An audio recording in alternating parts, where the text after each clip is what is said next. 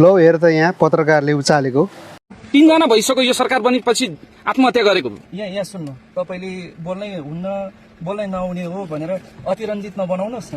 हैन, एकछिन समय दिएर राम्रोसँग कुरा गर्दा हुन्थ्यो नि मानेज्यू। यहाँ सुन्नुहोस्, यस्तो संवेदनशील विषयलाई हामीले राजनीतिकरण गर्नु पर्दैन के एउटा कुरा है। जनताको मुद्दा राख्दा कसरी राजनीतिकरण हुन्छ? तपाईँ जस्तो जनताको माननीयले त कुरा राख्नै हो नि। होइन, यहाँ सुन्नुहोस्, मैले कुरा राखिरहेको छु। तपाईँलाई मैले के भनिरहेको छु, उहाँको परिवारले क्षतिपूर्ति पाउनुपर्छ सबभन्दा सुरुमा। अर्को कुरा भनेको यसलाई सत्य तथ्य छानबिन गर्नुपर्छ। नेपाल सरकारले अब यस्तै कुराहरूलाई नदोहोरियोस् भनेर आफ्नो कामलाई राम्रोसँग अगाडि बढाउनुपर्छ। यो बाहेक अरू कुनै पनि कुरा गर्न सकिँदैन होला नि त। कस्तो खालको न्याय पाउनुपर्छ पीडितको परिवारले?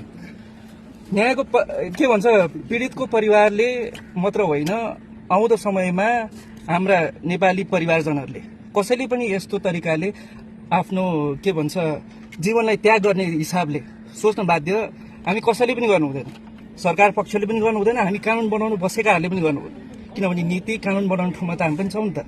त्यही कारणले गर्दाखेरि यसलाई हामीले एकदमै संवेदनशील विषयले हामीले महत्त्वको साथमा हेर्नुपर्छ। त्यही कारणले गर्दाखेरि यसलाई संवेदनशील विषय भएको कारणले गर्दाखेरि तपाईँहरूले पनि प्रश्न सोध्ने बेलामा, आफ्नो धारणा राख्ने बेलामा यसलाई एकदमै सोचेर राख्नुपर्छ। किनभने परिवार त्यहाँ दुःखमा हुनुहुन्छ। कतिजना नेपाली परिवारजनहरू यस्तो घटना घटेका कारणले गर्दाखेरि समस्यामा हुनुहुन्छ होइन। त्यही कारणले गर्दाखेरि हामीले त्यसलाई त्यसरी हेर्नुपर्छ। अहिलेलाई यति बोल्छु है।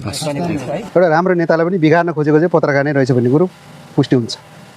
उहाँ फेरि किन यस्तो बोल्दै हुनुहुन्छ भन्ने कुरो चाहिँ मैले प्रष्ट बुझिसकेँ। उहाँ कुन पार्टीको सपोर्टर त्यो पनि मैले बुझेँ, अनुहार नदेखि पनि स्वरबाटै मैले चिनिहालेँ। उहाँ चाहिँ हुनुहुन्छ, नाम नभनौँ, मैले बुझिसकेँ, तपाईँले पनि बुझ्नु भएको होला, चिन्नु भएको होला सायद। मैले चाहिँ स्वरबाटै चिनेँ। उहाँ जस्तो पत्रकारले गर्दा चाहिँ देश बिग्रेको हो।